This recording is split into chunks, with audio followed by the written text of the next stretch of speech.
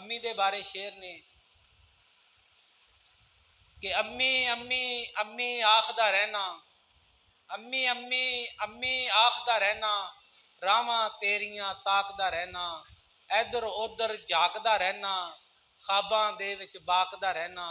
अम्मी छड़ के किथे गई है, वापस आ जा जिथे गई है। और मुड़ मुड़ मर मर जांदा कोई नहीं, मुड़ मुड़ मर मर जांदा कोई नहीं, हासे लाड करांदा कोई नहीं, प्यारा नाल बुलांदा कोई नहीं, गोदी विच बिठांदा कोई नहीं।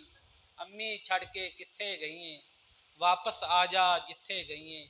और मास ने हो गए फोके अम्मी, हड भी हो गए खोखे अम्मी, गम पे मिलदे चोखे अम्मी, कर गए सारे धोखे अम्मी। अम्मी छड़ के किथे गई हैं, वापस आ जा जिथे गई हैं। और वेड़े पा कदी पैर नहीं अम्मी, हो जाए मुड़ खैर नहीं अम्मी, चढ़ जाए सुब सवेर नहीं अम्मी, दुश्मन होवन ढेर नहीं अम्मी। अम्मी छड़ के किथे गई हैं, वापस आ जा जिथे गई हैं।